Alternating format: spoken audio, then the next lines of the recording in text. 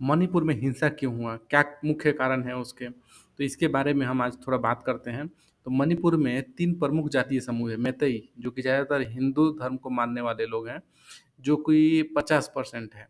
नागा और कुकी जो कि 35 से 40% है, जो कि ज़्यादातर लोग ईसाई धर्म को मानते हैं, जो कि कन्वर्ट हो चुके हैं। वहाँ के मिशनरीज़ ने इन सबको कन्वर्ट कर दिया है। तो अगर इस लिहाजे से देखें तो वहाँ पे हिंदू 40%, ईसाई 45%, मुस्लिम 7%। ये 2011 के सेंसस के अकॉर्डिंग डेटा है। ये रिसेंट डेटा नहीं है, अभी बहुत कुछ चेंज हो चुका है। तो जो हिंसा चल रहा है, वो मैतेई समाज के खिलाफ नागा और कुकी द्वारा किया जा रहा है।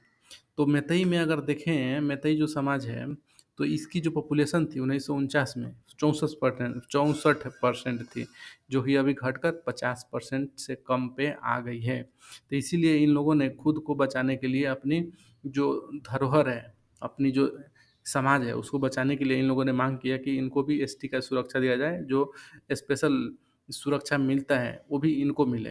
तो हाई कोर्ट जो है इम्फाल का, उसने ऑर्डर पास कर दिया और इनको इनका जो मांग था वो पूरा करने के लिए स्वीकृति दे दिया।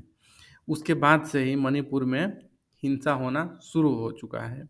तो इसकी पूरी जानकारी हम थोड़ा जानते हैं विस्तार से। तो जो मैतेई लोग रहते हैं, जो कि राज्य की पूरी जो आबादी है उसका 53% मैतेई, मंगल और मुसलमानों को मिला के है, जो कि वहाँ के जो पूरा जो क्षेत्रफल है उसके सिर्फ 10% हिस्से में 53% आबादी रहती है। कुकी और कुकी चिन जो जातीय समूह से संबंधित है, जो कि मणिपुर के कुछ पहाड़ी जिलों और आसपास के मिजोरम के साथ साथ म्यांमार के सागैंग और चिन प्रांतों में निवास करते हैं। कुकी राज्य की आबादी का लगभग 30% हिस्सा है, जो कि कन्वर्टेड हो चुके हैं, सब ईसाई बन चुके हैं। जो नागा समाज है वो राज्य की पूरी आबादी का 15% हिस्सा है, और वो नागालैंड राज्य के साथ साथ अपने क्षेत्रों के एकीकरण की मांग कर रहे हैं।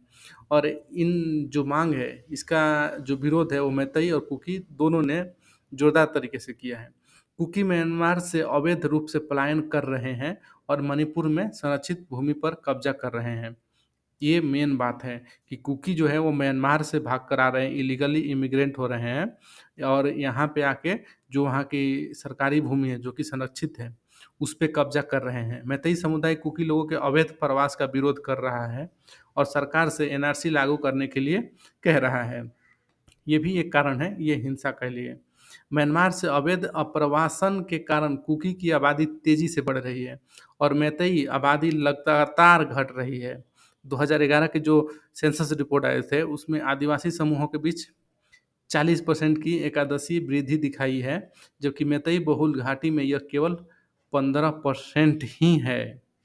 मैतेई समुदाय जो कि एससी और ओबीसी लंबे समय से एसटी का दर्जा देने की मांग कर रहा है, और अन्य आदिवासी समूह कुकी, नागा नौकरी के अवसरों के नुकसान के डर से लगातार इसे नकार रहा है और इसका विरोध कर रहा है। 1949 में जब भारत में विलय से पहले मैतेई को मणिपुर की एक जनजाति के रूप में सूचीबद्ध किया गया था। आरक्षित वन क्षेत्रों से ग्रामीणों को बेदखल करने के अभियान और फलों और सब्जियों की खेती को बढ़ावा देने के लिए, अवैध अफीम की खेती को नष्ट करने के लिए अभियान के खिलाफ चूड़ाचंदपुर में अप्रैल के अंतिम सप्ताह में अक्सर विरोध प्रदर्शन किया जा रहा था।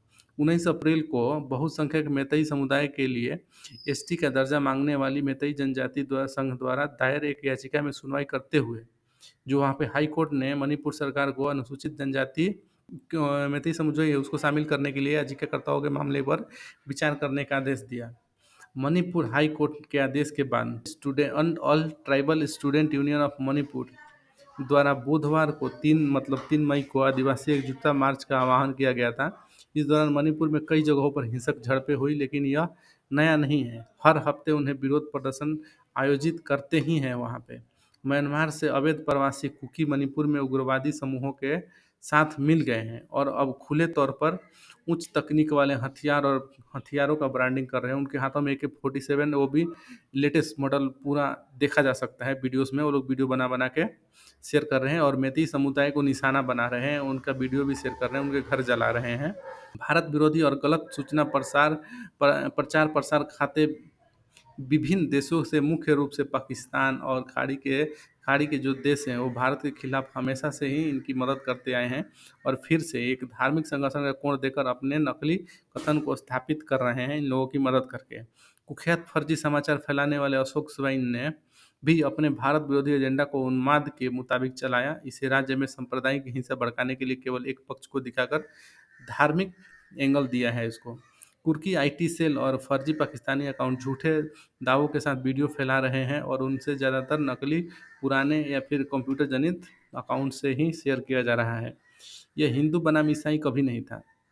यह म्यांमार के अवैध प्रवासियों के बारे में है, कुकीज़ के रूप में प्रस्तुत करते हैं और संरक्षित भूमि पर कब्जा कर लेते हैं और एसटी स्थिति पर दुरुपयोग करते हैं।